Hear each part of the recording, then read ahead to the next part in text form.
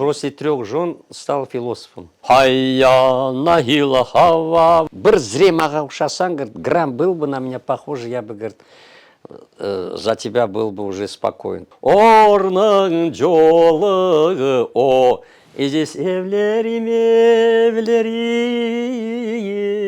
На меня смотрели там, когда я пел, какой у него голос. Я вот так вот прочувствовал музыку, через уста. А мы предаем свою маму родную, и у нас множество азербайджан, турков, другие мамы, ну, круче, чем наши. Наша уродина. Синтезы это можно делать, но база должна быть крымско-татарская. Мы выживаем, и вследствие вот этого выживания на свадьбах вот это формируется вот такая вот.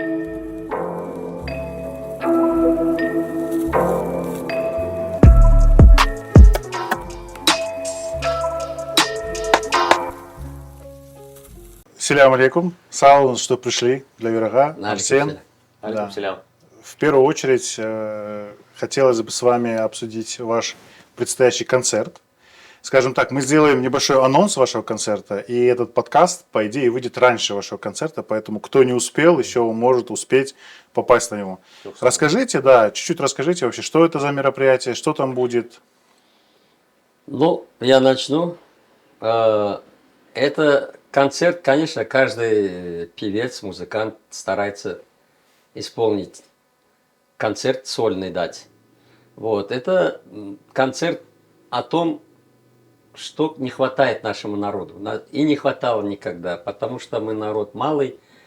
Причина в этом. Сегодня вот ваш концерт у вас, получается, будет в Бахчисарае, вот в среду уже, да, это 18 октября, получается, да? Да. И в воскресенье в Симферополе 16:00. 16:00. То есть это какое число? 22 число. 22 число. Крымско-татарский театр. 16:00. На этом концерте что будет? Кто будет выступать? Вообще, как вы выбирали людей? Ну да, я издалека начал. Ну, я хотел сказать, вот опять-таки вернуться к причине, проблеме. Проблема это наша язык, культура. И в этом смысле на этом концерте у нас была цель показать такой праздничный, значит, у нас и обрядовые какие-то будут у нас песни, танцы, музыка, язык. И степная зона крымских татар. Мы из 2 этносов формировались как нация здесь. И южнобережная зона, где и по антропологии мы как бы различные, но как один народ. И мы хотели в этом концертной программе показать, что мы как единая нация, но мы в плане как Оғуз, как вы имеете крымские татары степной зоны, Чоль-Тарап, Крым-татары, и крымские татары южнобережной зоны, единые крымские татары вместе сформировались. Вот, и хотели просто показать разницу в плане манеры пения. Богатство получается, да? Да, степная манера пения, степной диалект, ялбойская манера пения, ялбойский диалект, ортайолах, там литературные, там авторские песни, там есть народные песни, ну вот где вот бахчисарайские, можно так сказать. Вот, и вот эти наши вот краски и в ладах, музыкальных ладах, и в манерах пения, и в словесных диалектах. Вот какое-то богатство, и как они отличаются так друг от друга. Вот, допустим, распев «Орның жолы, о», и здесь «Эвлерим, эвлерим, yüksek evlerim». Мягкость, вот это вот Азербайджана, турецкое, такое внутреннее пение, мелизматика, красота южнобережная. И здесь степная такая широта, там, ну, какая-то сила звука, типа, показана вот в песнях. Я так ощущаю, поэтому я говорю. И будет сплошь и рядом вот это у нас между собой чередоваться. Чоль-Тарап, это единый Крым, единая нация, но посмотрите, какие будут краски. Каждый раз вот это разнится.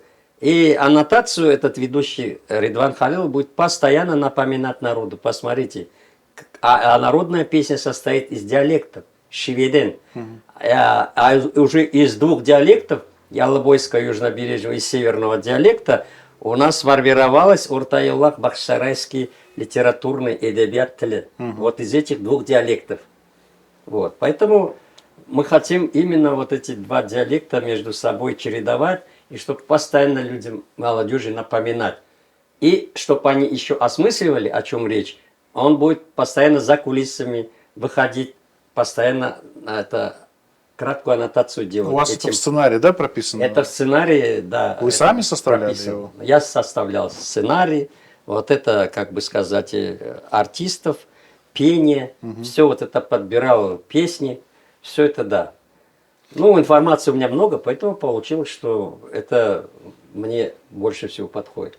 А вот Арсен, ты, я понимаю, как организатор, Вообще, да, Арсен тоже? И подошел исполнитель? ко мне, я сразу забыл сказать. Он подошел ко мне. Кстати, да?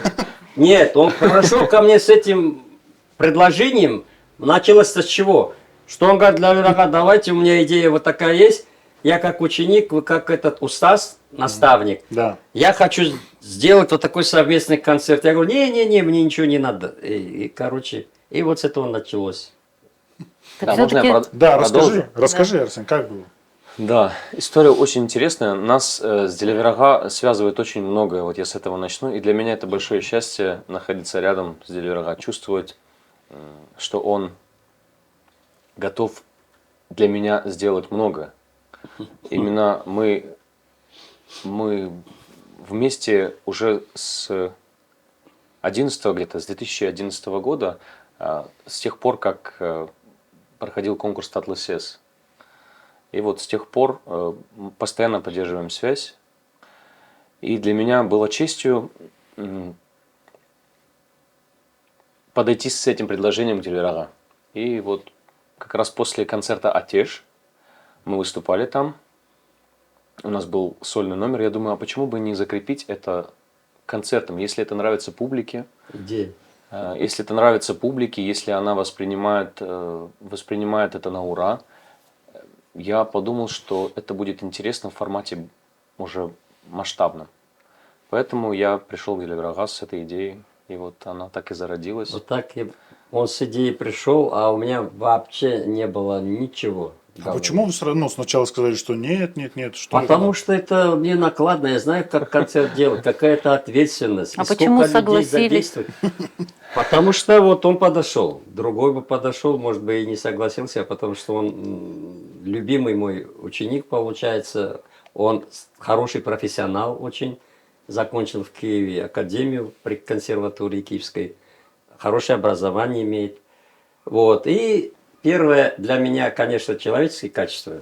Как человек, я его отца еще сдал давно. И его отец увлекался моими этими дисками. И сыну внушил мои диски. Я его вообще не учил. Он сам на ваших дисках через отца, отец его учил через диски мои, сам научился. И начал он меня петь, когда на Татлы-СЕС я говорю, о, с ним не надо работать между своими. Я просто ему дам, он споет первое место, и все лавры мне. Удобно. Так оно и вышло. Мы же с тобой не занимались вообще. Он готовый. Вообще, расскажите об образовании. Вот, Арсен, ты закончил в Киеве, да? Да, я закончил музыкальное училище Глеера. Она еще тогда была музыкальным училищем. Это в Киеве, да? В Киеве, да. Академия Деголь? Она сейчас Академия музыки. Вот, да, Академия музыки. Сейчас она Академия музыки. А я закончил, вот я в 15 лет уехал в Киев, и вот до 20 лет я жил. А сейчас тебе сколько лет? Сейчас мне 25. 25. Просто сейчас я всегда спрашиваю, потому что никогда не понятно. Или 40, или 20. Да, сейчас мне 25. Поэтому. Скажи, по вокалу, да? Да, вокальный факультет Вокальный закончил, факультет. да. У хороших педагогов занимался. А Я им ваше был очень образование, Леверага? Мы Ну, извиняемся. мы, как конечно. все аккордеонисты, татары, народный инструмент у нас, начинаем на аккордеоне, а заканчиваем консерваторию на контрабасе, на вокале, на фаготе. Я сегодня на говорю, тромбоне. она не верит мне. Я Это говорю, оркестровый инструмент. я говорю, все. для контрабас закончил. Да, я контрабас А закончил. я с ним спорю, я говорю, нет. Я смотрела видео, где он рассказывал, что он на аккордеоне заканчивал Нет, музыкальный. я аккордеон заканчивал, но Музыкант оно на консерватории не влияет. Это как бы, в консерватории нет такого инструмента.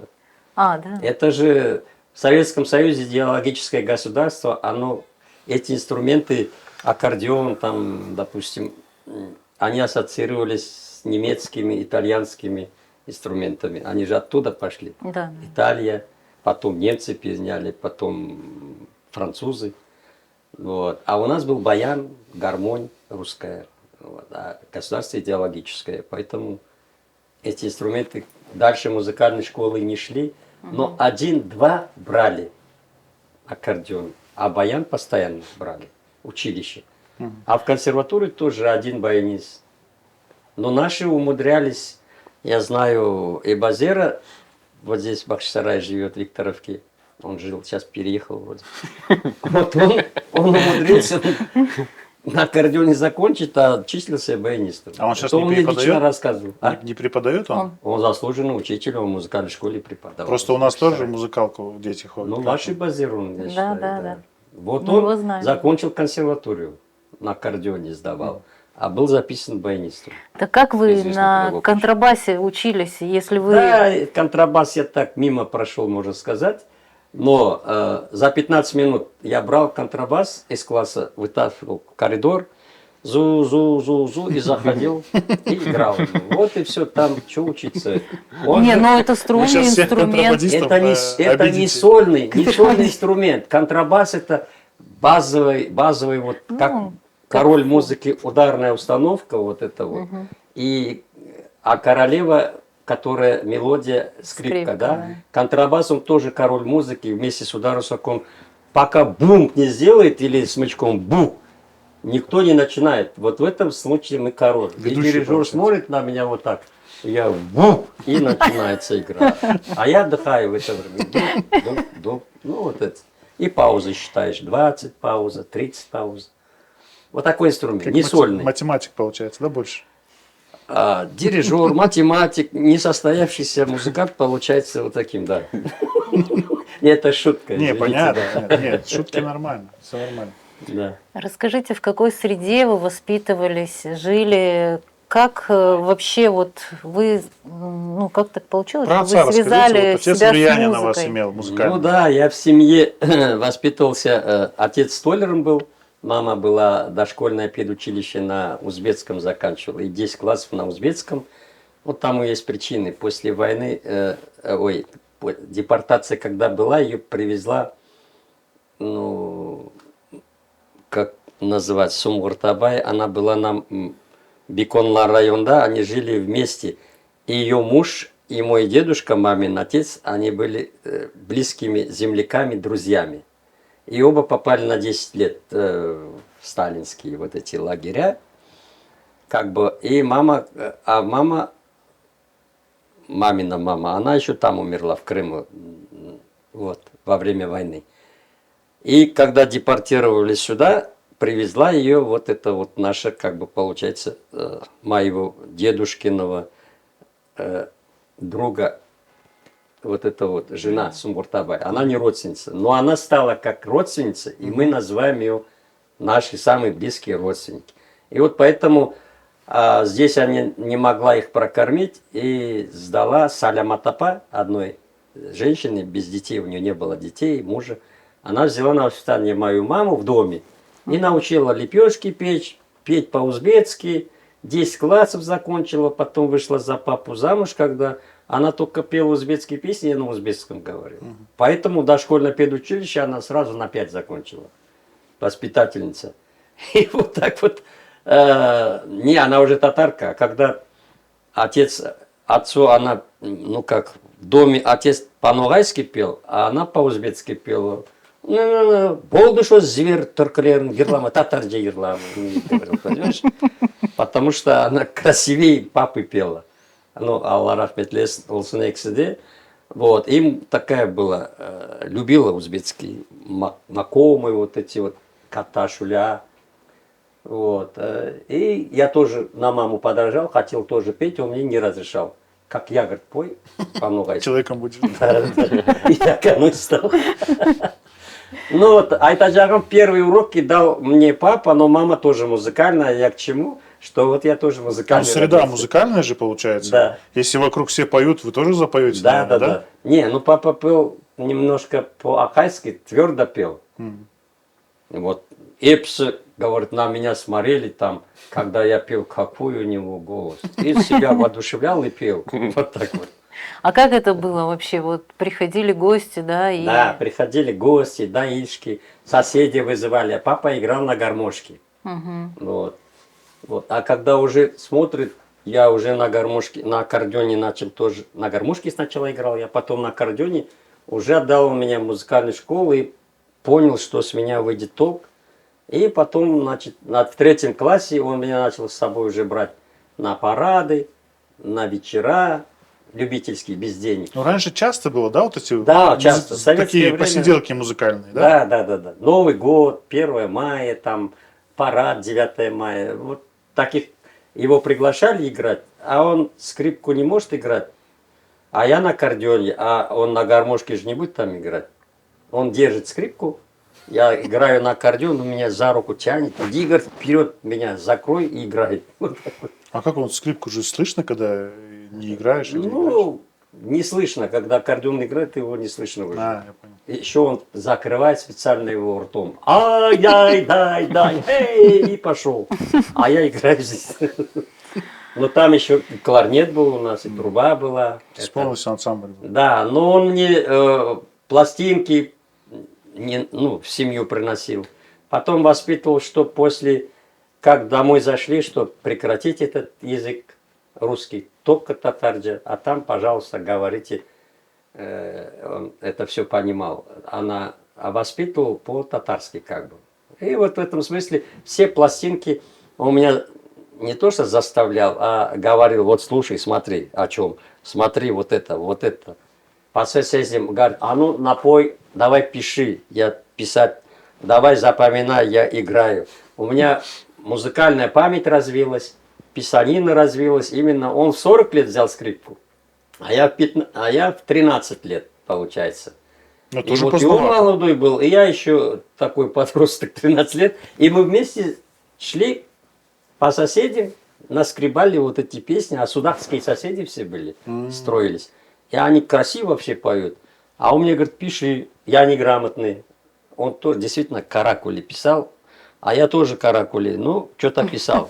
И получалось, ну, с этого мы начали, а потом я уже хорошо научился писать, подбирать, потом магнитофон он мне купил, уже записывал я. Короче, вот так вот, А он пока своим трудом, оказывается, вот не возьмешь, не оцениваешь вот это вот, любое дело. И, может, я много говорю, но я вот так вот прочувствовал музыку, через уста. Мне пели, отец говорил, пиши, подбери, подбирал. Может, специально он так делал, чтобы я чувствовал больше. откуда у него это понимание было? Он же столер. Он видел во мне будущее вот, народное, воспитывал и видел, что я тонко его могу чувствовать. И по характеру. Ты, говорит, еле родился на этот свет, говорит, что Дунян кошеса бош халмасын деп. Понимаешь?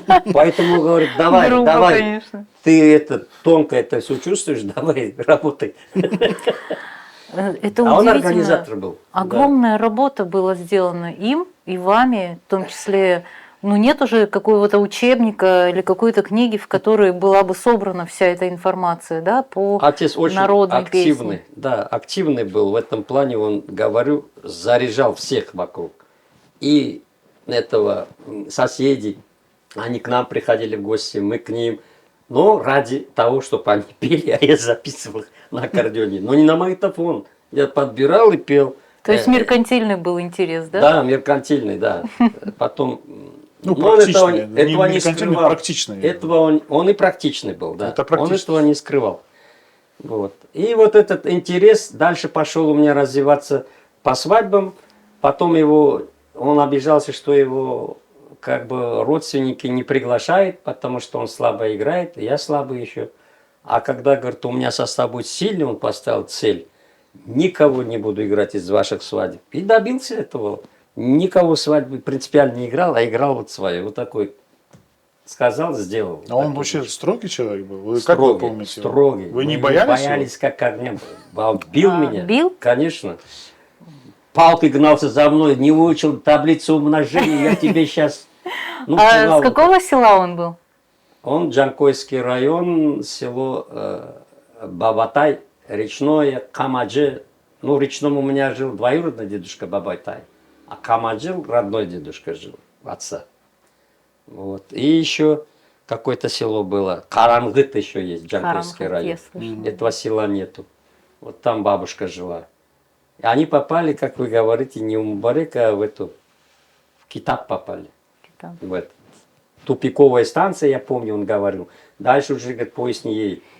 Базанда, что конечная станция. Короче. Все выходим, да? Да, все выходим, да. Что-то я вспомнил, так интересно мне стало, и разговорился с вами. Ну, Раскрыли вы меня. сколько детей у вас было? Ну, 4 было детей. 4 детей. 2 девочки, старше я и маленький. Валимер через 9 лет после меня родился. Он, ну, так получилось, 4-й Валимер родился. И он скрипачом стал. То есть это музыкальное на всех распространялось, да? Вот это? Нет, только на меня. Началось с меня. Отец играл на гармошке любительской. С меня получился, когда музыкант, я уже на место себя оставил Валимер на скрипку. Отец взял Бахтияра, его учителя, в компанию, опять меркантиль, чтобы он его научил. И он организатор хороший. Нет, молодец. вопросов Нет, нету, да. как бы, да. Вот в организации как раз и кроется. Это же наверное. важно. А я в маму пошел, а вот Валимер, организатор, в папу пошел, зато у него сейчас 2 гостиницы, 3 квартиры, и вот он после свадебной карьеры стал имам, как отец, уже как молла, наизусть знает все вот эти факсурелер, эти аетлер, машалласы бар. А я вот все никак не могу свою эту Ну, у вас свой миссию, путь. У вас свой путь. свою эту народу вернуть то, что я сделать, вот эту, воротить народу то, что я взял от него. А что У вот, тебя нескончаемая миссия, говорит, хватит уже заканчивать, давай уходи сюда уже в религию. а Останься. какая вот миссия? Вот смотрите, если... То, что я набрал с детства, с 15 лет я да. в судакской занимал. Потом брал еще у тайфалардан, у мастеров, там и уговорами, через заборы, там разные пути были. Они же не давали. Татары давали, а тайфалар, это их не реликвия. Это же бизнес. Есть песни, нет. Это просто, они считают, что это ихние песни, реликтовые песни. Вот. Как Феликс Энденс Валем бар, как Эй Кафа, допустим, Багамда бар, Бакшамда бар, вот такого вот песня. Ну, как они То считают есть это это как своим? нематериальное наследие, они Это считают, как, свое? да, это как из поколения в поколение они передают. Вот. Урмачели, деген, есть вот родословное от слова ромачели. Это румынские музыканты. Вот. У них вот это вот, они сохранили вот эти старинные песни, которые татары названий не знают. Вот я у них последние, около 30 песен, я у них это записывал. Вот Салачкла Асанагадан в основном, он в Беговате жил. Ну, Ризу Грабова тоже писали, мы ездили на Икарусе в Самарканд, где его свадьбы. Отсюда заказываем через Аякчи, оттуда через Забур пишем. А он говорит, кому смарлады по туркуну? А как вы писали? На На диктофон? диктофон? Да, 5 рублей, 10 рублей даешь, чтобы он не отказал. И просто он поет, и вы Рубль записываете? 3-5 не будет писать он. А так он думает, ищет он, кто ему заказал, потому что его эту песню не знает. И он начинает петь. И то так-сяк поет, чтоб не понял ничего. И Бабушка потом- можно я? Там Да. много можно говорить, Да. поэтому я не хочу. Мне бы хотелось вот про достояние поговорить, о чем Да. мы начали, да, про достояние. Если это все переложить на знание о Боге, например, да, Так. знание про Аллаха, если человек не делится этими знаниями, святой человек, он знает много, может рассказать о Боге, чтобы людям было хорошо жить на свете белом, да, то как назвать вот это? Вот человек святой не делится знаниями. Это же Ну, это неправильно. же Можно не с одной свят- стороны Нет, посмотреть. ты святой слишком высоко. Это Нет, да, нет, я это хочу просто это поднять, потому что вот если он не делится знаниями, он уже не святой, правда? Не, он не делится со всеми. Со всеми, да. Он, но, наверное, с определенными людьми делится, да, наверное, преемственность да, какую-то да. соблюдает. То есть, ну, если человек готов получить эти знания, он их отдаст, правильно? Да, Потому я что тоже так думаю. было бы грехом не отдавать знания, которые тебе достались от Бога, правильно? Вот у тебя миссия такая в жизни — передать знания о Боге, чтобы человеку стало легче жить на свете. Но у нас другая чуть история, это миссия Нет, Бога, нет, все человечество. А у вы нас в только что- национальном А вы плане только что сказали народное... про то, что не хотели делиться, потому что это достояние какой-то определенной нации. Да, А почему? потому что татары, когда ислам в конце XI века пришел в Крым, Ну это же песня. здесь было тенгрианство и христианство в судакской стороне, в южном берегу, а в чёл тарапта тенгрианство. И когда вот пришел ислам, из-под палки, из-под кнута, как говорят, камчидан, сделали нас этим, ну как, исламистами. Исламизация Вульгарно. шла. Исламизация, когда шла, да. татарам уже пошла религия, когда запрещалось играть свадьбы. А играли свадьбы кто? Тайфалар. Да. Они примкнули к татарам и стали крымскими татарами тоже. Я их представляю как своих. Но тогда они играли свадьбы, а татары не играли свадьбы, получается. Но санат у нас был, и не от них началась эта музыка, а от крымских татар. Они были еще приханство Багази, Герайхан. Вот это что, не крымский татар? Это потомки чингизидов, они правили 12 династий Герайхан. От них это еще музыка пошла. Потом эзанлар вот эти пошли от арабов уже, конечно, а потом от тюрков, если историю уже копать. А потом уже сугубо свадебные вещи играли вот тайфалар, или чингенелер их называли, румачеллер называли их. Да. Музыканты это румачели. Делирага, вы же Или сказали- урмачели они говорят, искаженно. Вот я говорю, поэтому они сохранили эти музыки. Это вот Экафа, это сказание о Вещем Олеге. Он пришел вот сюда, например, смысл Экафа в чем? Kafa senden svalim var bu dünyada kim edin diye. Hayvan mı edin mi, insan mı edin mi? Aslı bu dünyada asla var mı edin? Эй, Кафа. Он этому черепу задает вопрос.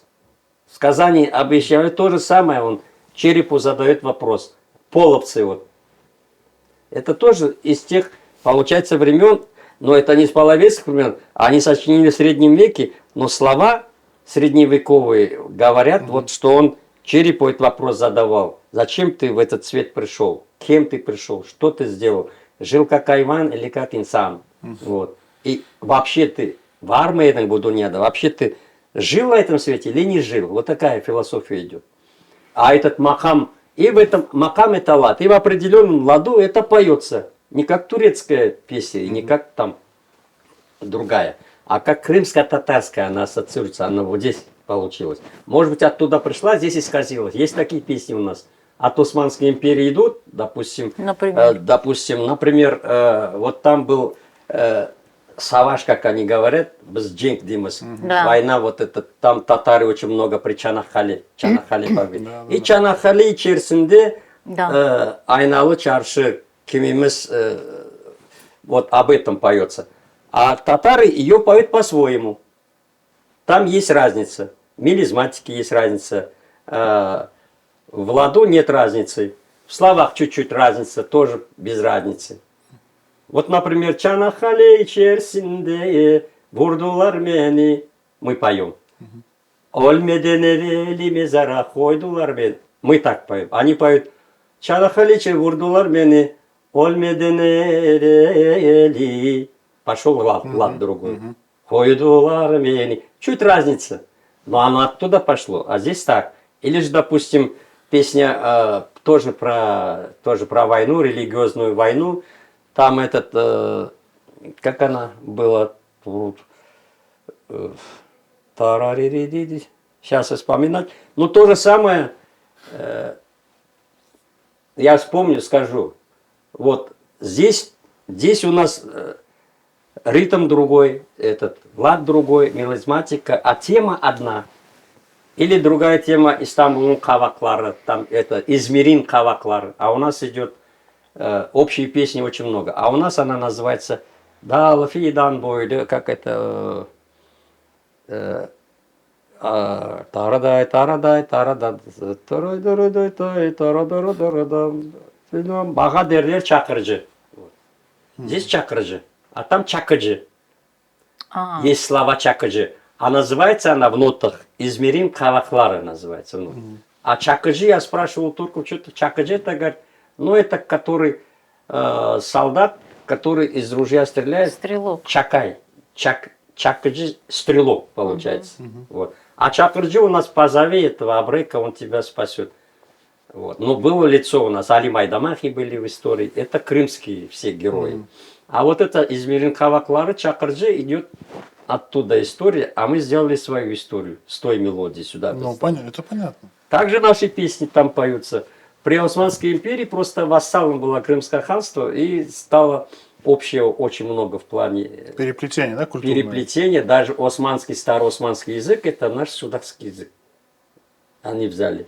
Или мы взяли. Ну, судакский точно судакский? Нет, это они точно взяли. Точно они взяли. Ну, мы все так, они говорят, мы А взяли. вот смотрите, вот мы, Крымское ханство, ну, вассал, как бы это, скажем Вы так, правы, наверное. Они говорят, турки говорят, bizde eski Osmanlı tili говорит.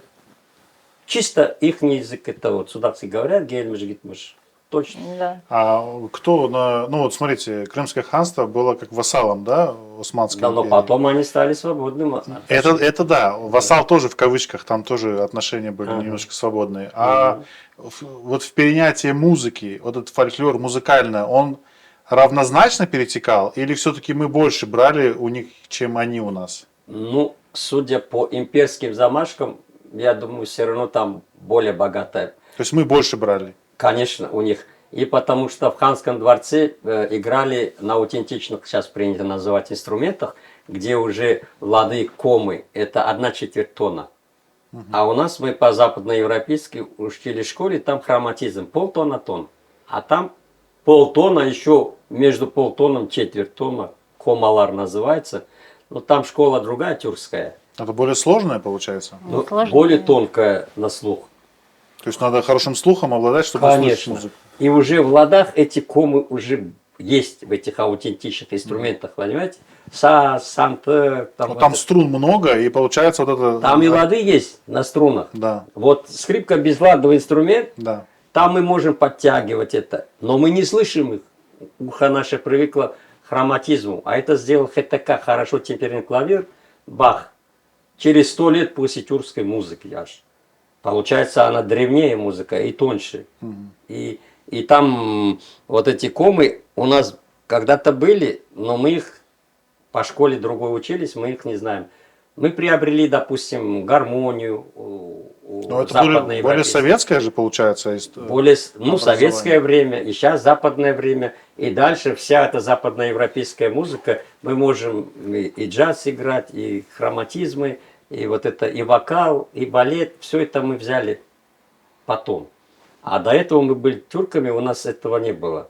Вокал из Флоренции, из Италии пришел. Ну, я много сейчас говорю, может, не надо это все говорить. А мы же начинали с преемственности.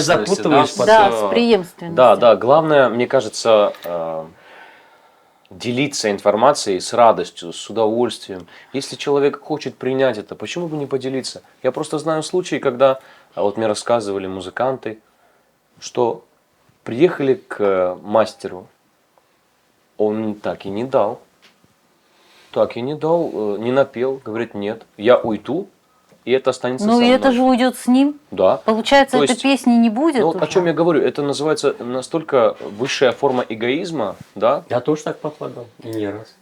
Недавно. Высшая просто форма В эгоизма. смысле, вы не давали? Нет, Мне не давали, вам я не давали. молодой. Мне не давали. Сейчас к вам не приходит? Бьё балам, canına vurmasın. O Türkler elinde oldu. O ne gerek olsa da. Там Представляете, олям, там вот насколько? эта философия другая. Даже спеть. Спеть просто. Расскажи, какая у тебя была среда? Почему ты начал заниматься музыкой, вокалом? У меня музыкальная семья. Музыкальная Да, семья. у меня... То есть ничего нового, да, получается? Музыка Да, рождает у меня- музыку. Да, у меня Не, у музыкальная него семья. отец трубач был, у меня отец... Мой отец трубач, мама у меня скрипачка. Беташка у меня очень красиво поет. был. Сестренка у меня скрипачка. Сейчас уже пошла не по музыке. Музыкальная семья. У меня другого выбора не было, и я не хотел. Вариантов ничего, не было, да? ничего. Главное реализоваться в этом в полную. По полной. Потому что если это миссия, значит ее нужно выполнять до конца. Вот я так считаю. Мгм. И с душой все делать.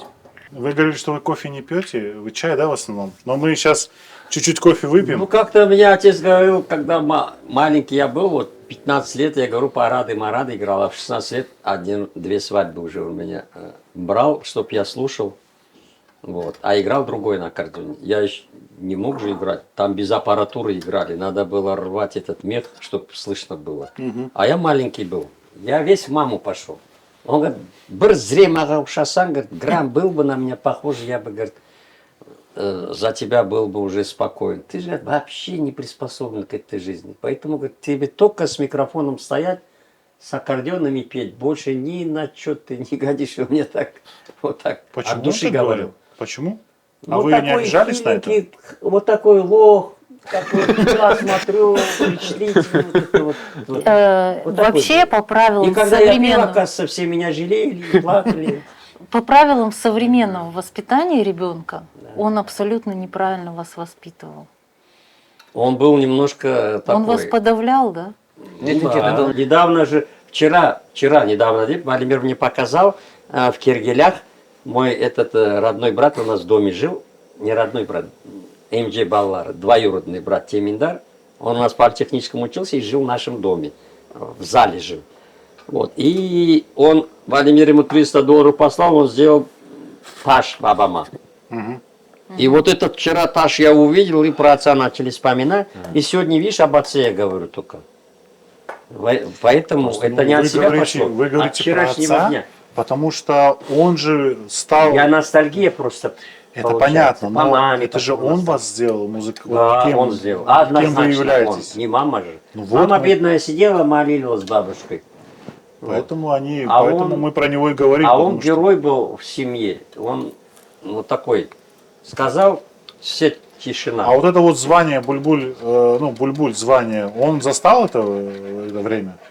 Вот это ваше признание, он это Он, видел? да, он уже больной был, застал, да. Но он гордился этим вообще или как? Гордился. И когда Владимир туда приехал снимать на камеру, все, он когда умирал, он говорит, приподнялся и начал это делать. Молитву туда-сюда, вот вы два сына у меня, и вот эти две дочки, они, говорят, ушли за. Он такой, ахай, только на сыновей молился. Тоже Ну, неправильно. это с одной такая стороны. история и Он чисто такой одна- татарская, Ну, да. это Однообразный. он же староверный. Монарх в семье. Да, такой был. патриарх. Патриарх называется, монарх. Монарх тоже подходит. Монарх тоже А подходит. мама уже такая преданная, такая она покорная была женщина. А ты, говорит, вот такой покорный. Ему не нравился мой характер абсолютно. Я ведомый, лидерства нету, Ну, а мужского, что? говорит, Да. твердости нету. Ты должен, как ты будешь семью кормить, как ты будешь, на тебя жалко смотреть, говорит, а рот согласен, да, добро, так сказать. И что, хоть плачь, хоть уходи от тебя, брось тебе и пропадешь. Говорит, вот что он ненавидел во мне. Но в конце-то он-то все равно Но в конце, гордился. да, в конце больной он уже молился, говорит, молодцы вы. Специально, Вот. наверное, это сделал. Просто знаете как, он, наверное, вообще мы же сейчас оцениваем людей по нашим сегодняшним меркам и не делаем скидку на то время. Люди видели депортацию, видели войну, время они, Страшное время. они сами по себе В семье были отец строгие был, люди. диктатор строгий был, да. Они сами по себе были, Но они такими понимают, с какими крепкими. качествами человек может выжить в этом мире, правильно? Да. Если они видели другие качества, значит тебе будет сложно, Балам. Да. Давай Он по-другому, боролся давай со менять мной, тебя. хотел, А мне менять не эти нужно. качества дал. Но он понял, что у меня Менять не нужно. нету. На генетическом уровне Все я разно. маму пошел, Просто ты размазня, понимаете, говорю. вот сегодня мы говорим, что вот есть понятие эмоциональный интеллект, понятие такого, то есть сегодня не только надо быть воином обязательно, Классно. можно уже быть и другим человеком, понимаете? Все люди Сегодня, важны. да. Конечно. Сегодня, У каждого да. своя миссия, Сегодня своя я цель в жизни. после 3 жен стал философом. Говорят же, А с когда одной не можно везет стать? с женами мужчине, он становится Можно, но философом. сложно. И меня несет постоянно в рассуждение. Можно. Светлая мысль. Так, Между подождите, прочим, ты тоже такой же. У тебя одинаковые вкусы у нас. Да, Читаем и так, Хакимова, это философов, мистиков там, Ошо. Одинаковый вкус. Вообще не договаривались. Оказались одинаковые. Удивительные вещи Как происходят. договорились? Да. Много у нас общего получается. Да вот из недавнего, у нас очень много общего, как оказалось. Я что-то спрашиваю, Делеверга Мы же не рассказывает. общались с ним. Делеверга рассказывает, а я чувствую, что это про меня много. А из недавнего, вот мы ехали на концерт «Атеш», Медат Ага организовал концерт в Щебетовке. Очень хороший концерт, это на уровне. И показывает Делеверга перстень на безымянном пальце. Красивый, серебряный. Жена Вот он. подарила. Вот он, вот он. И Делеверга на меня смотрит. А ну давай проверим. Если еще и здесь, то... 21 Я говорю, да не может быть. 21,5, нет, не может быть такого. И Достает. точно так же ему вот так дает. И так же одинаково. один в один, то есть одинаковые размеры даже. Даже одинаковый Ну размер. это как? Это, Не, это вообще, ну, на самом деле же, не ну, на это же самом правда. на самом деле это правда, да. Родимые пятна проверяли? Это ему мне не надо, согласен. Я это буду потом. Согласен. Не, вы для Вера, вы чуть-чуть губы испачкаете. Чуть-чуть, дай, чтобы срада калмая. Все, много Вообще, недель все равно останется. Это я себе лью. А, это хорошо. А то я все о себе, да, о себе. Вообще Мне же надо, хватит о себе уже, давай. Обо мне, да? Расскажите, как вы пишете песни? О, это отдельная Как вот тема. рождается Я песня? вообще, как вот этот концерт Какой констатировал, какой не хотел формат? вообще писать песни. Сколько у нас Да. есть времени? У нас есть Песни, время. знаете, откуда пошли? Первые вот эти сигнальчики у меня пошли, когда вот этот вот еще Мейдан был, АТР был у нас. Да. У нас по Мейдану шли вот эти вот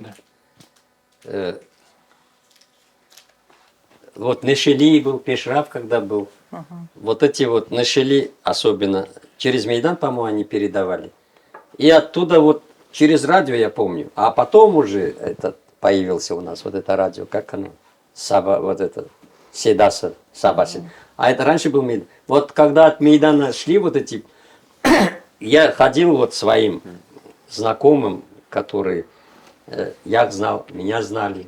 Говорю, вообще не нравится, там столько мусора. Есть какой-то худсовет или же там музыкальный редактор, словесный, литературный редактор, надо поставить их, чтобы они вот этот по музыке, музыкальный редактор и по словам, вот этот редактор там литературный, как бы отсекали эти песни от мусора. Что попало, крутилось там. Ну, И вот оттуда у меня вот так вот, когда не нравится, а потом уже я говорю, ну вот так же сам себе можно написать, вот так и спеть. А потом раз и началось вот это у меня серьезно заниматься. И я уже пошел сам, Нешели пошел, потом Пешраф пошел и начал по одной песне. Не то, что это не эталон, это народные песни я пишу как эталон образцовый, да, говорят. А эти песни как на мне, как пример, чтоб был только колорит крымско-татарский, но не узбекско-турецкий, армяно, азербайджано, болгарский, вот это все, что хотят. Не Что? лезгинка. А это нельзя делать вообще? Это не обогащение нашей музыки? Это обогащение есть синтезы, это можно делать, но база должна быть крымско-татарская. База должна быть, ну как сказать тебе, темель. Ну, у нас база, понятное слово. Школы у нас нет. Вот это тоже причина. Может, они не виноваты в этом. Если бы у нас была школа, я бы сказал, да, они виноваты, они не знают школу крымско-татарскую. Главное плагиат выдавать за плагиат, это сейчас. а не за авторские песни. То есть это наша татарская, наша крымско-татарская, но а на самом деле это же плагиат. Вы выдавайте плагиат за плагиат. Мы записали песню на вот этот Это мотив. вот сейчас, Всё. это каверы, он говорит о Но это не каверах. кавер, оно даже не указывается, как это Не, кавер. кавер То это есть кавер. Кавер, А есть там это- написано, да. Да? что это Да. кавер. А если это плагиат, то есть украденная вещь, не знаю, с разрешения или без, но Без, конечно. без получается. Конечно, без. Ну, то есть, если вот так, то оно не обогащается, конечно же. А потом со временем оно становится на слуху. Популярная эта песня, и она, вот как Делеверага говорит, молодые, Она обречена быть популярной, потому Который- что это хит. А взяли татарское, туда добавили, и все. Турки тоже в свое время английские, там, мы пели нас. Пая, нагила, хава, вот это знаменитая еврейская вещь. И турки делали его, и англичане делали все. Это вот считалось... Ну это же, Но наверное, она не- часть какая-то. А? Это же не все, это же просто часть какая-то. да. не А вот знаю, вы говорите, это да, вот понятно. нет школы музыкальной, но она же и не появилась вот столько Школа, лет. национальная музыкальная школа должна быть. А почему она не у нас появилась? и не было ее, и не появилась. Почему не появилась? А факультет же есть в КИПу? Факультет. Нету, какой факультет там есть, я не знаю факультет. Национальная школа, там, во-первых, это должны писать теоретики, фольклористы в группе, в сумме. Это, понимаете, это теоретиков, но не вокалист, там, не музыкант даже. Факультет народный вокал. Есть Не, такой? народный вокал это название, а там оно не наполнено ничем. Там дирижеры, хоровики преподают, там народные песни берут и по западноевропейски дают эти, как бы вот этот вокальный распев, западноевропейская школа, вот это вот межреберное дыхание, Ну да. позиционное пение, а колорит народный дает горловое пение. Вот наша Ириджепова, там, вот, допустим, Эдье Топчи, они тоже по-западноевропейски учились у вокалисток здесь, в Симферополе, допустим. Вот, а Чернова, что ли, ее педагог по вокалу была, русская, она рассказывает, мемуаров своих. Менем кеңшли, йохшли, йолларом там. Вот. И сейчас то же самое должно быть западноевропейский вокал совмещать с национальным крымско-татарским горловым пением. А там в это горловое пение, позиционное пение, понятно, да, культура пения, позиция идет, вот, грудная, да, резонатор, этот, носоглоточный резонатор, головные, это все западноевропейский вокал. Вот на этой, как бы, культурной основе, профессиональной, идет, по школе я говорю, как это вот, анализируя наших старых корифеев, как они пели, это же я не выдумываю, Ну это да. анализ, что они на этой базе пели вот эти горловые, а в горловом пении вся вот эта национальный колорит. В этом колорита нету, здесь только база. Культура. И вот это весь колорит там, в горловом пении. И вот когда в горловом пении ты начинаешь смотреть по ладу, народной музыки главное лад. У любого народа. На первом месте стоит лад.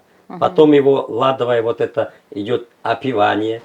У нас называется это, допустим, книги у Асана Рифата метод гетерофонии. Это основной звук. Меним опеваешь его.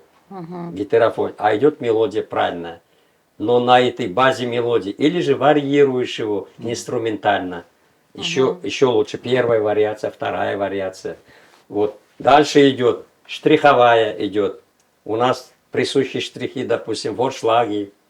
Вот. У этих болгар марденты, таррара. У этих триоли, у румын, там молдаван. У Азербайджан там двойные трели. Наши все вот это делают в основном двойные трели, марденты, триоли. Но только не татарские. Вот эти, Зельрагам, можно? эти форшлаги, допустим. И получается у нас вот этот фарш кавказский. Вот о чем речь идет. А это школы нет. Они не виноваты, они копируют их. И сыграли разные, и не могут уже татарджи играть. Получается у них круче. Они же круче, там же выше музыканты сидят, чем мы. А наши, получается, внизу. Ну, как будто развивают. логично звучит. Потом школы нет. Да. А если была бы школа, своя родная мама, они бы сказали, да я не поменяю это самое крутое на свою родную мать. Маму нельзя поменять ни на кого. Понимаете? Я понимаю. А мы предаем свою маму родную. И у нас множество азербайджан, турков, другие мамы. Но круче, чем наши. Наши уродина. А они все красавицы вокруг. И такая красота звучит. Но это не идентично. Это не самобытная наша музыка. Вот за что сердце болит. Это все время я об этом думаю. Это моя боль. Это моя вот это не знаю, что делать. А оно уже заполонило. И культура, к сожалению, у нас на свадьбах.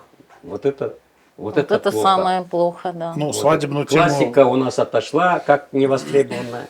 Да, камерная музыка, другое. Все отходит. Даже народное вокальное пение как-то Ну, вот отходит. смотрите. Все свадебное, потому что деньги. Я сам всю жизнь свадьбы играл. Вот, я не хаю никого и не хочу. Я общий обзор, вот, объективный обзор, анализ в плане национального, если делать, получается, никто не виноват, никто не хотел, но мы все виноваты, особенно артисты и музыканты, которые немножко должны быть ответственны в этом плане. И все. А на бытовом уровне, то есть Аблары, допустим, это уже их, они не ответственны. Мы люди культуры. В первую очередь мы, которые несем авангард вот этого сахнадан, мы должны об этом думать, рассуждать, вот так собирать столы, обсуждать это. Но у нас этого нет. Мы выживаем, и вследствие вот этого выживания на свадьбах вот это формируется вот такая вот культура, Ну, как вот- ты говорил, плагиат. Вот смотрите, насчет свадеб, это как бы большая тема. Единственное, что сейчас я про нее хочу сказать, что в свое время свадьбы помогли выжить вообще, ну, Вот, оттуда и пошло, наверное. еще тогда. То есть, может быть, сейчас тоже похожий этап, что... А оно всегда будет по жизни. Да. Когда людям хватали деньги, это то же самое. Может быть, Никогда сейчас- людям не хватало денег. А сейчас культ денег от Запада пошло, как ну, в советское время. Мне кажется, идеология. что культ денег у нас, как у народа, всегда был. Нет, в советское время у нас Не, идеология другая советское была. мы Там не берем, прикрывали. мы же и раньше смотрим. Вы же советское не считаете своим? Ну, раньше, если смотреть культ денег, причем там батраки были, эти крепостные, там все равно... У нас не каста было. У нас показана. не У нас было не было крепостных. У нас не было. Нет, я говорю, этих батраки мы были щас у нас, Крым. но крепостных не было. Мы просто у вот нас. смотрите, Мы если свободные. Крым Это рассматривать, я знаю, что мы. здесь практически каждый двор чем-то занимался своим, вот что-то свое делал. Если вот возьмите Бахчисарай, здесь чуть ли не каждая семья, это была ремесленная семья. правильно. А это что по нынешним меркам? Это ИП или самозанятые, то есть люди, Да. которые сами на себя работали. Совершенно верно. И культ денег в хорошем смысле, то есть люди знали цену деньгам. Да. А когда пришли плохие времена, вот эти свадьбы и помогли выжить каким-то песням, мелодиям. Совершенно. Возможно, сегодня такое же время, что свадьбы просто дают возможность музыкантам не умереть с голоду, и это просто следующий этап. То есть на пороге следующего этапа. Арсен, ты там хотел сказать что-то? Я просто этот... Мы на пороге. Да, я много Он хочу насчет- всего он сказать. насчет- Он насчет плагиата говорил, что это плагиат, Дилер а не расскажет за кавер. меня. А не кавер. Вот поэтому он это хотел сказать, да? Еще. Давайте послушаем Арсена. Включите Нет, третий это на микрофон. самом деле... А? Третий Вот микрофон. отключите его вообще, этот микрофон, Включите. он не нужен будет. Я хотел вернуться к концерту. Да. Да, давай про концерт. Можно, пожалуйста, про концерт? Да, можно. вообще легко. Он просто это такой праздник, мне хочется про него больше разговаривать. Да. Концерт, а почему вот я и поговорил насчет преемственности, да, вот Дильвергар сказал про Наставничество. наставничество, да, и про то, что горловое пение это очень сложно, и как это, где это получить, нет школ, да, вот об этом я хотел сказать, нет школ. А почему Фатма Джапар? Потому что Фатма Джапар это самородок, который, вот о ней мне хочется говорить, потому что она удивительно поет, она удивительно красиво поет. Для меня это вообще, ну, ее голос, есть голоса, которые просто льются на ухо. Да. И вот как обволакивают, да, как будто тебя гладят по голове. Вот у нее такой голос. И почему вот, мы пришли с Диливерага к тому, мы сидели за столом, и кто еще? Конечно же, Фатма Джапар. Одинаково. А Конечно кто, же, кто Фатма еще Джапар. будет участвовать в концерте? Она подкупает искренностью, самобытностью и то, что она одержима вот этими нашими народными песнями. Ни вокалом, ни голосом красуется, там, не выпячивает там фигуру Да, или там да, рост и все, я не знаю, красоту. Первое, она одержима вот этими народными, она туда прям хочет все это взять. И из уст в уста, видимо, она слушалась. И пластинок, я в пении все это... Да, Так вот самое- о чем. Слышать. Это вот, Вот. слышно Она всё. не из книги это взяла. Так. И не из этого. Самое интересное для Веры, ну, у нас на канале есть фильм, мы снимали про Фатму фильм, и она там рассказывает, как она к этому пришла. Это на самом деле уникальный путь. Да. Человек абсолютно в 20 лет не знал свой ни язык, ничего, Вот. и она через Совершенно песни пришла Через к языку и возродилась вот в этом виде. То есть на самом деле это уникальная история, и поэтому Уникально. Из Смоленска ничего не знать. Да. там маленьким детям. одна семья в этом селе, да. крымские татары. Удивительно. То есть Удивительно. одна семья. То есть это Здорово. самые Уникально, агрессивные удивительно, условия. Если мы в Узбекистане, ну, в ссылке жили, все равно у нас был какой-то маале, да, Да. какое-то комьюнити было крымско-татарское. У нее не было ничего.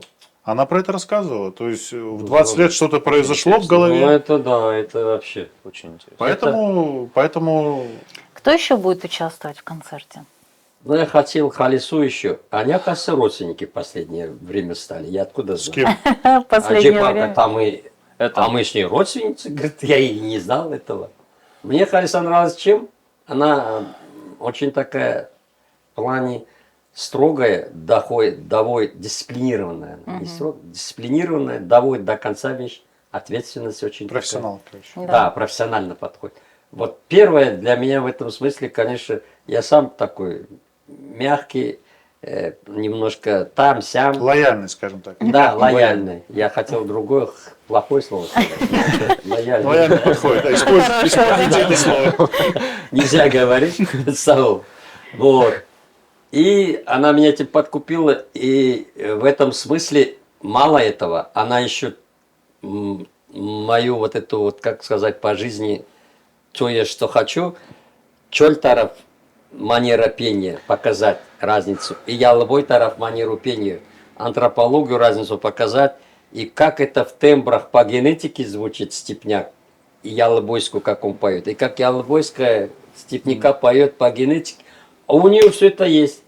И ялбойская, и это есть, и степная по фигуре, антропология. И ялбойская она поет четко, вот как Джипара, она чистая ялбойская. У Да, неё ну давайте ногайского нет. поговорим про тех, кто будет на ногайская концерте. поет А, чётко. ну вот, Думаю, да. нет, Да, фига просто себе. Халисы же не будет на концерте, поэтому... Нет, я говорю Ну, вообще, как я да, первый, да. я ее же выбрал, об этом говорю. А потом уже Нет, Джипар первый пошел. выбрали Фатма Джапар, на самом А, деле. Я об первый, этом да, думал. да, я, первый Джипар, я не, потом Харса я, было. и то, что я думал, да, это Фатма Джапар, на самом деле. Да. Да, да. По списку. Ладно, все. Из приглашенных гостей у нас наш друг Арсен Ага Усманов, Да. Он наш Ars свадьбы. Music Production. Ars Music Production. Знаем. Ну, он помогает всем. Это тоже удивительный человек. Вообще, Огромный по пути, профессионал, да. по пути нашим вот этого концерта, вот мы уже 2 недели, наверное, ну чуть больше, наверное, и я сразу сказал, что Аллах поможет. Да. Много факторов, которые говорили, нет, нет, нет, нет, не получится, нет, нет. Я сказал, нет, получится все. Все должно получиться, иншаллах. И оно получается, и это знаками все указывается, и нам встречаются люди на пути, которые нам помогают в этом. Это, Никто это не тоже отказал, он удивительно. прав, Никто, да. никто, Никто никогда, не вот отказал. сколько бы мы вот постучался и открыли, постучался и открыли. Даже бывает такое, что ко мне стучатся и свою помощь предлагают. Тоже удивительно.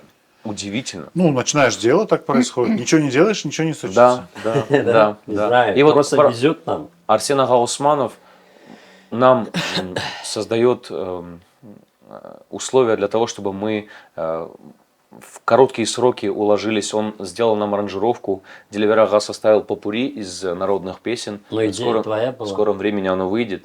У нас все вот так, взаимно все. Он идею дает, он толчок дает, я начинаю потом работать. А просыпаюсь.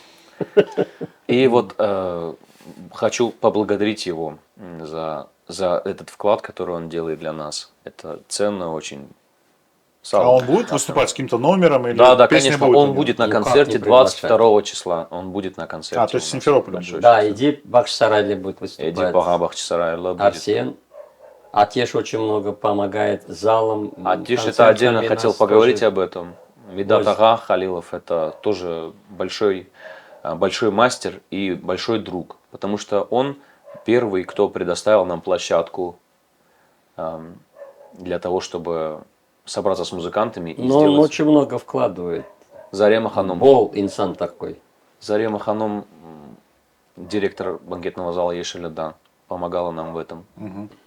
Тоже такая открытая женщина. Вот если Да, ее все поговорим. хвалят, да? Да. А билеты остались? Я вот хочу Вот пойти по на билетам концерт. я говорю, дай мне пригласительных хоть 2 штуки. Ну, этот всё. За деньги, да. Не, без денег он даст, но пока нет. Когда будет, он сказал, завтра. Пригласительные. Пригласительные просто они готовятся, поэтому Вот, мы их не готовятся, можем да. отдать, потому что они готовятся. Хочется А. сделать все красиво, как и афишу. Ну, Если вот вы должна видели быть- афишу, Много взвалил, мало. афиша очень красивая. Он дал мне возможность просто отдохнуть. И тоже вот про афишу хочется поговорить. И афиша, Ну, она... Ирвин делал, да? Эрвин делал очень красиво. Предложил макет Эрвин. Я говорю, это супер, классно. Чатурдах на фоне, степь. Я мула такой, что Нет, ли? нет, нет. А потом что-то мне ночью пришла идея. Вот О чем этот концерт?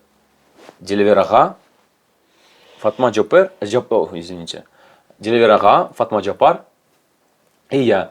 Мы вдвоем как бы вот так раскрыв уши, слушаем Делеверага, как он поет, и все впитываем в себя как губки, да? Скорее всего, я И в афише- говорю. Вот это мешаю, короче. В афише это все указано, распростертые руки, и мы внимательно слушаем. Вот я предложил эту идею, и Эрвин, он выразил это вот прям вполне очень даже на... Ну, у Ирвина его почерк сразу видно, он Читается, вообще да, классный. всё. Вот Ну, я он его мастер, не знаю, настоящий мастер. познакомимся, машаллах. Но он и Вообще, Атешу, художники, они философы. насколько я знаю, он Атешу тоже логотип делал. То есть ну, Да, он да, много да. чего делает. Ага, Вот и молодец. дизайн узнаешь, Да. узнаваемый. Молодец. Эрвин Decision.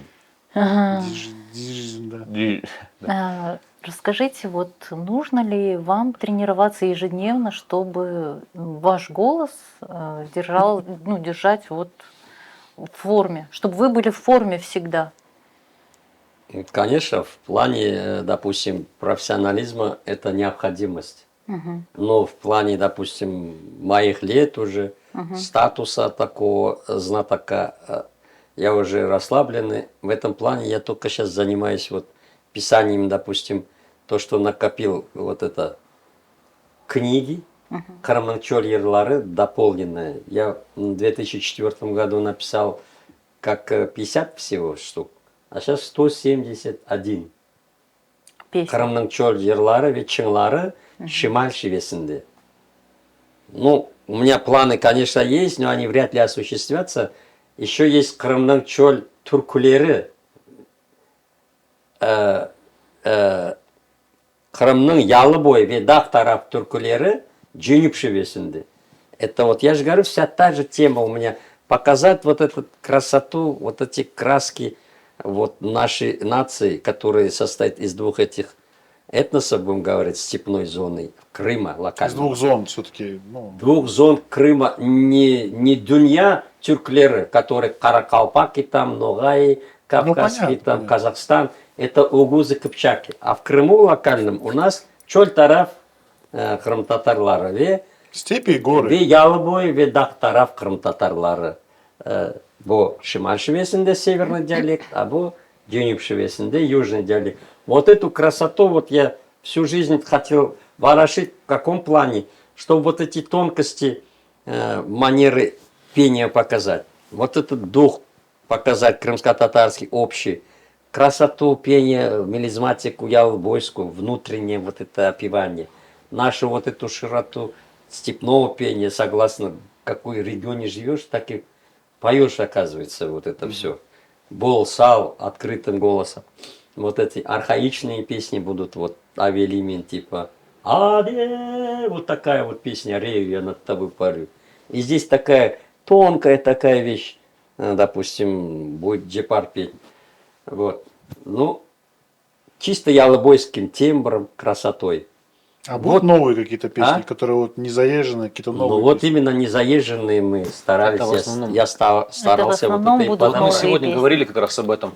Что не возьми, и каждая песня, она может стать хедлайнером, да, концерта, потому что все красивые. Ну, Все мы их важные. не знаем, да? Они у нас... Ну, скажем так, не Все распространенные. знают эти песни. Они знают, но они не петы, может быть, забытые. Они зазвучат забыты, по-другому. Зазвучат по-другому. А которые вообще не пелись, это, конечно, вот как я говорил, вот те вот, которые реликтовые, Да. которые урмачели у себя сохранили, они стараются это у себя держать от поколения к поколению. Татарлар это желательно им не знать. Потому что там песни очень такие философские, глубокие. Например, «Білмез місің аслың турап олдығың». Знаешь ли, что ты произошел, турап это топрак, из топрака, и туда же зайдешь. И сен не үшін yüksекlerden, говорит, участник. Чего ты так гордишься и летаешь там Высоко летаешь. высоко, говорит. Ярын бір күн келер қонарсың, говорит, ярын учарсың. Все, ты временный гость. Понимаешь? И он говорит, макам. И вот как они будут делиться этой вещью? Зачем? Лучше им передавать из поколения в поколение. А почему? Нет, Кому? ну вы Своим? написали уже, я Джемиль Карику эти песни все дал. Мы хотели Алтын Макамлар выпускать.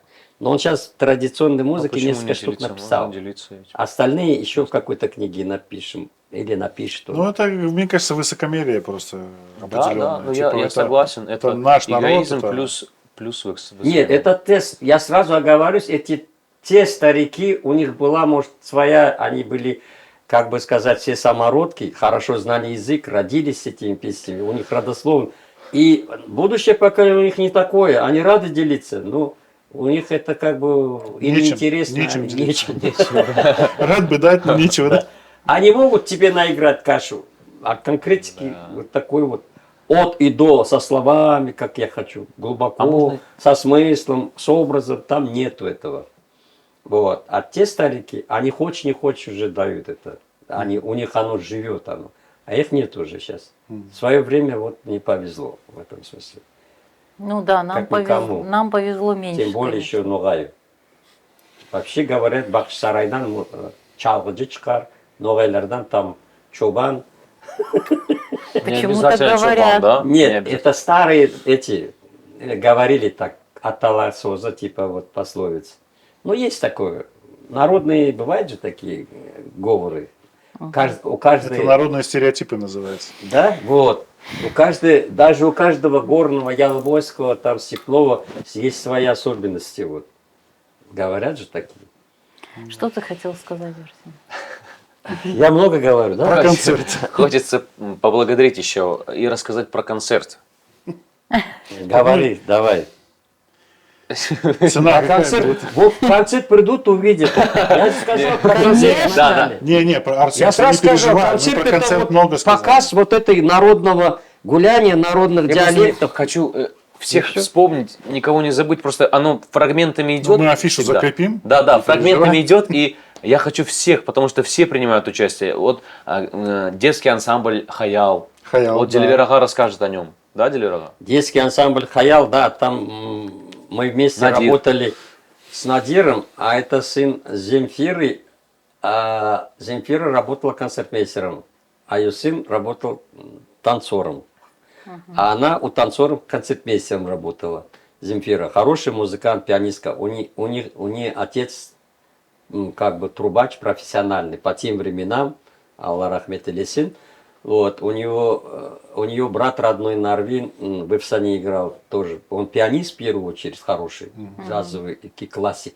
И во вторую очередь уже трубач, он трубу быстро так освоил. В Бахчисарае будет у нас концерт. Будет петь Деливерага Османов, Фатма Джапар, Арсений Самединов и детский ансамбль Хаял. Это основные. Хореографически. Детский крымско-татарский ансамбль Хаял. Хочется всех поблагодарить за помощь, за организацию. Хочется сказать, что вы молодцы большие. И про концерт в Симферополе немножечко поговорить. Концерт в Симферополе будет просто завершающим, примерным. Там будут выступать Эдип Ага Бахчисарайлар, Арсен Ага Османов, София Денишаева, Рисуль Халил. Халилов, да. Рисуль Халил.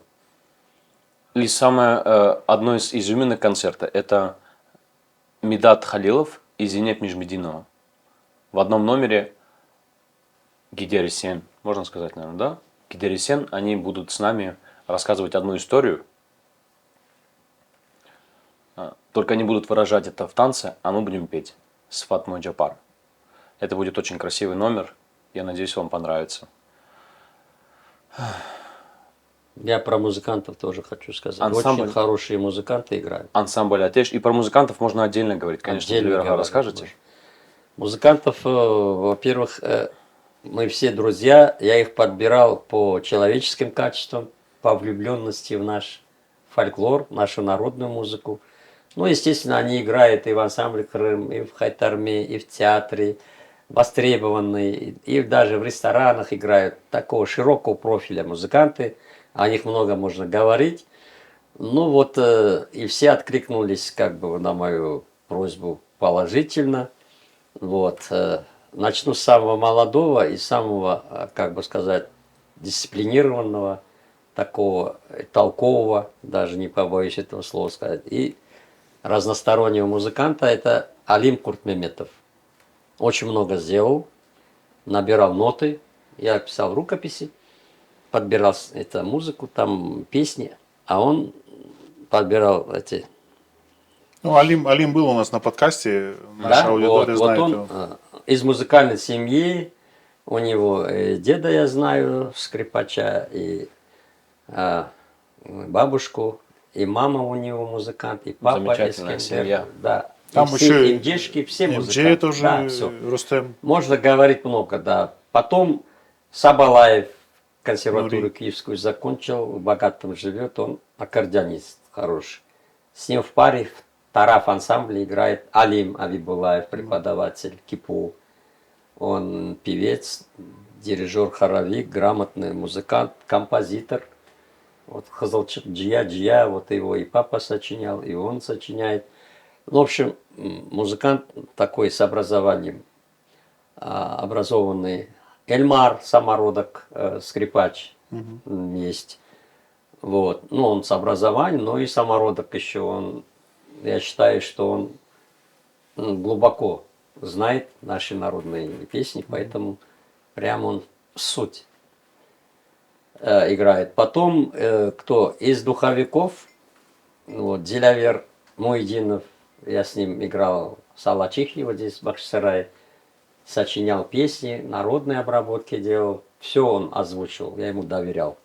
В этом плане он тоже грамотный музыкант, заведующий отделом духового и оркестра и ударных инструментов КИПУ, старший преподаватель.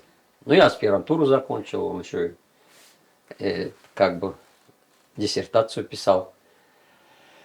Вот, кто еще там? Дариджи. Дариджи вообще, машалла сывар, это трудовик из трудовиков, дисциплинированный, очень без этого не бывает труда и влюбленный в свою. Очень любит музыку нашу, очень болеет за нее. Вы И не сам назвали Имя его? назовите, А? да. Вы не назвали. Марлен Халилов. Марлен Просто Халилов. все гадают, кто да. это, кто это. Это А вот все и так знают. на сегодняшний день вот у нас дефицит вообще дариджилер были. Я Юсфага знаю, хотя он аккордеонист, я говорит, но он музыкант хороший, фольклор знает, поэтому он все мелодии знает, поэтому он на даре тоже точно тонко стучит. Это инструмент такой аккомпаниаторский, можно идти за певцом, там, за оркестром точно, а и сольный еще инструмент. В этом смысле, конечно, Юсфага вот такого плана. Рифат потом подъехал попозже, с Самарканда переехал, в ансамбль Крым до сих пор играет. И Марлен вот на глазах у них вырос вот, единственный, наверное, вот такой же Дариджи, но он еще в плане, допустим, скорости, как современный сейчас играет. Допустим, у нас есть Хайтарма 7/8, болгары играют его на 7/16, в 2 раза быстрее. Тут. И все в основном музыканты сейчас играют у нас на 7/16, вот эти все болгарские хайтармы, смешанные еще с молдавскими мелодиями, и вот это все на 7/16 сажает. А тем статаржа темельно чалсан, дум, пата, спата, спата, спата. А если болгарские,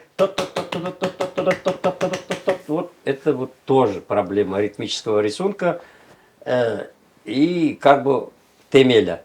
Я считаю так, сначала базу показываешь, а потом уже играй дальше, скорость добавляй, играй в болгарском вот этим 7/16 Популярным. штрихи, зато всем понятно будет, что это вот наше. А не играет болгару сразу, и всем понятно, что это плагиат, что это не крымский. И все говорят, Базылхайтарма. Вот Так, что. следующий Надо класс. наоборот играть, от Всё начала, потом развивать. А они играют то, что скопировали, а потом начало. А начала вообще нет. Ну, матчасть нужно знать. Начала нету, короче. У нас начало с 7/16 начинается Хайтар. Так, мы, получается, Следующий. остановились. Марлен Халилов, его представили. Да. Эльмар Газиядинов, Рустем Ага Куртмеметов, Алим. Дилявер Ага Куртмеметов, Алим Куртмеметов. Алим Куртмеметов, про него говорили мы. Да. Потом Абибулаев Алим. Да. Ну, мы уже Педагог, сказали. Да. Клавиши. Потом Всех назвали. Кипу, Трубач, вот этот Муединов, Да. Дилявер Ну да, всех и Марлен. Всех назвали. Всех И назвали, да. ведущий нашего концерта Ридван Ага Халил. Вот, правильно, ведущий. И там, и тут будет. И там, и тут. Мало ли что. Тоже Да. дублировались. Да, да, да. Так, ну, в принципе, все. Да. И еще хотел очень важный момент отметить, что для Вера сегодня же у вас день рождения. Да, Вы это в такой... можно было не говорить. Нет, это нужно сказать, потому что это важный день все равно. Вы в этот день к нам пришли, и это тоже ценно. Я это хотел сказать. Так получилось, совпало. Да. Поэтому Я мы сам вам вас. желаем, чтобы вы еще долго занимались своим делом и оставили хорошее наследие. Вот для после этого, себя. ради этого я и живу. Чтобы Алла оставить, салых версин пока я сізге. жив, я все Алла салых буду берсін. отдавать, оставлять быстро, чтобы это было. Я хочу. Машалла сізге.